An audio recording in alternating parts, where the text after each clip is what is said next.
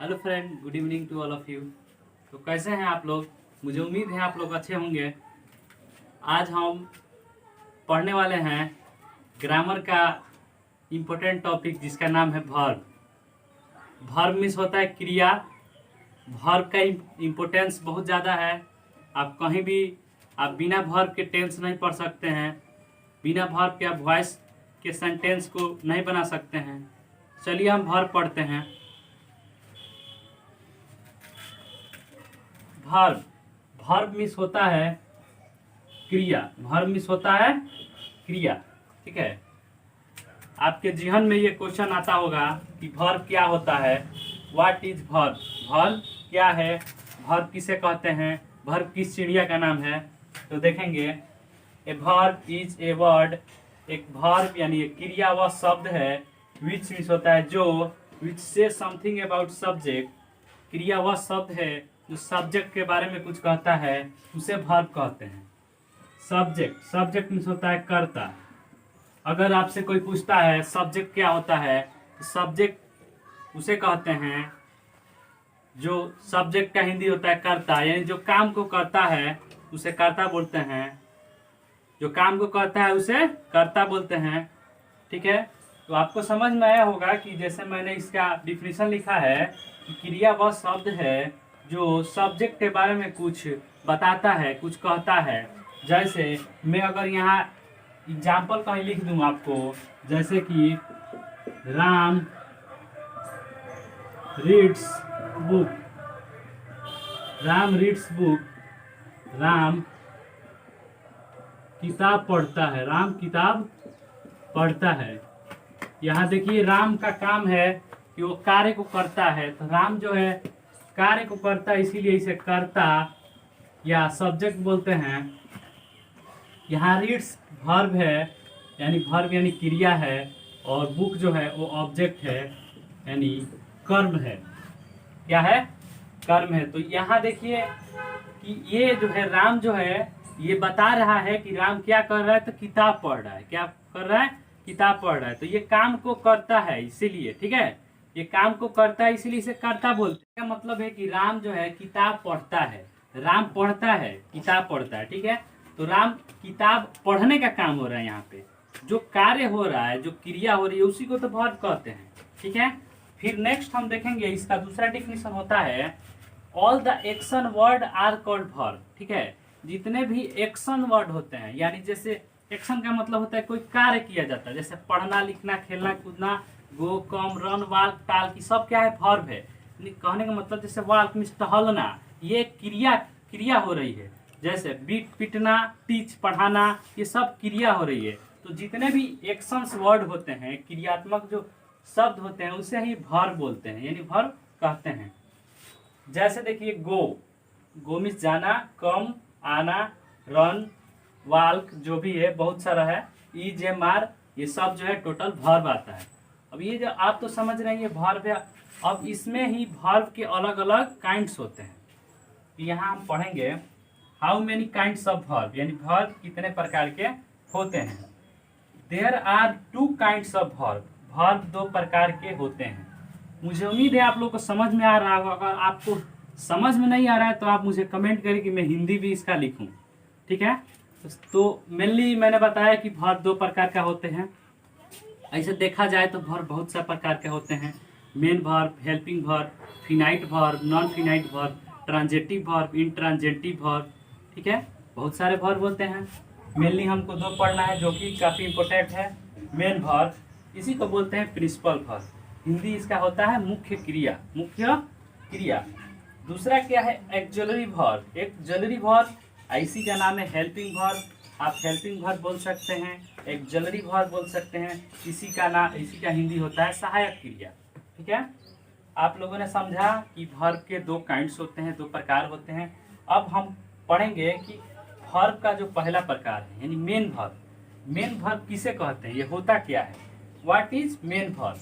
तो होगा इसका answer the verb which are used together to, the verb which are used together main verb to help them in formation of tense, voice and sentence.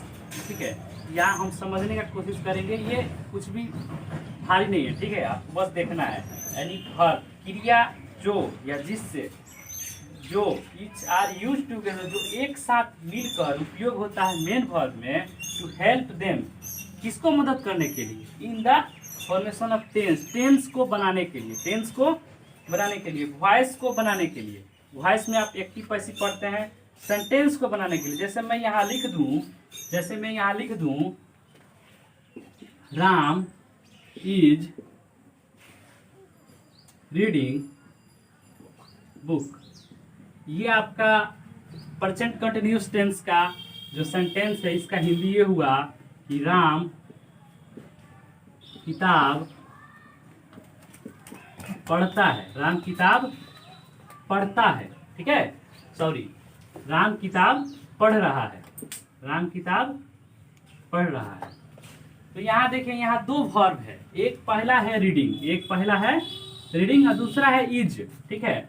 Reading जो है ये है आपका main verb, क्या है, मेन वर्ब, और is जो है, इज आपका हेल्पिंग वर्ब है, यानी एच भी है, क्या है, एच भी है। इसको देखिए यहाँ पे, इसको हम शॉर्ट में इसको एम भी बोलते हैं, यानी मेन वर्ब, इसको एच भी बोलते हैं, यानी हेल्पिंग वर्ब, एम भी और एच भी, ठीक है। तो यहाँ हम समझेंगे, यहाँ पे देखिए, इज हेल्पिंग वर्ब है, रीडिंग मेन वर्ब है। देखिए हम इज को हटा दें, मान लीजिए सपोज डैट इज को हम हटा देते हैं, राम रीडिंग बुक्स, इस सेंटेंस का कोई अर्थ नहीं हुआ, ठीक है, क्योंकि इस सेंटेंस में ना ही कोई स्ट्रक्चर यूज है, ना ही कोई टेंस का है, तो हम नहीं कह सकते हैं कि ये सेंटेंस फुल है, ठीक है, ये आधा अधूरा है, ठीक है।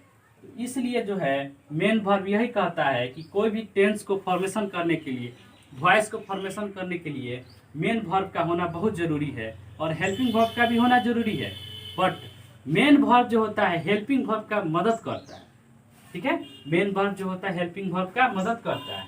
जैसे यहाँ इज था, अब मैं रीडिंग को हटा देता हूँ, ये आपका मेन वर्ब, राम किताब है, ये कोई सेंटेंस नहीं है, ठीक है, यहाँ रीडिंग दे देता हूँ, राम किताब पढ़ रहा है, तो ये दोनों जो है एक दूसरे के इंटर रिलेटेड है, ठीक है। अब हम देखेंगे यहाँ पे, जैसे में मेन वर्ब का जैसे होता है गो, कम, रन, वाल, इट इज एक्सेट्रा, ठीक है, बहुत सारे होते हैं, ठीक है। हम समझेंगे कि मेन वर्ब अगर हम भूलते हैं तो उसको पढ़ने का सही तरीका क्या होगा। तो अगर कोई सेंटेंस में if any sentence we read ना इन द हिंदी वर्ड, ना in the end of word, यानी सिंपली समझते हैं कि अगर कोई भी वर्ड्स में अगर वर्ड्स के अंत में ना आता है तो वो मेन वर्ब है। जैसे देखते हैं हम, पढ़ना, इसमें ना आ गया, अंत में ना आया, खेलना ना आया, उठना ना आया, नृत्य करना, टहलना, सोना, पढ़ना, पढ़ाना, इस सब में ना आ रहा है, ये क्या है, मेन वर्ब है, ठीक है।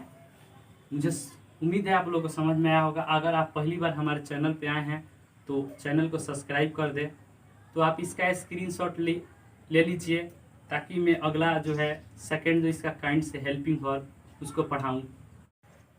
देखिए यहाँ पे हमने पढ़ा वर्ब, काइंड्स ऑफ वर्ब, ठीक है। तो मेन वर्ब के बारे में पढ़ें, थोड़ा सा हम देख लेते हैं फॉर्म्स ऑफ वर्ब, ठीक है। फॉर्म्स ऑफ वर्ब यानी क्रिया के रूप।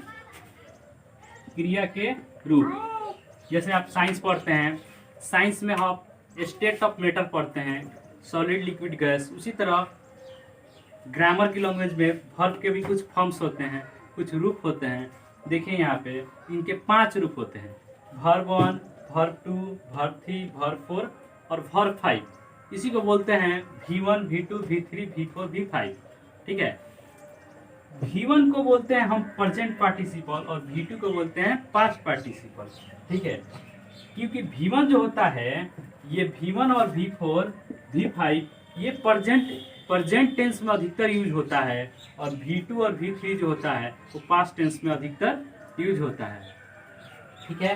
तो जैसे यहाँ देखेंगे हम वर्ब वन को हम मेन वर्ब भी कह सकते हैं, वर्ब वन को हम मेन वर्ब भी कर सकते हैं, मुख्य क्रिया भी कर सकते हैं। यहाँ देखिए गो वर्ब का पहला फॉर्म है, इसका वर्ब का दूसरा रूप होता है वेंट, गो का दूसरा फॉर्म होता है वेंट, गॉन वर्ब का चौथा फॉर्म होता है गोइंग और गोज, ठीक है।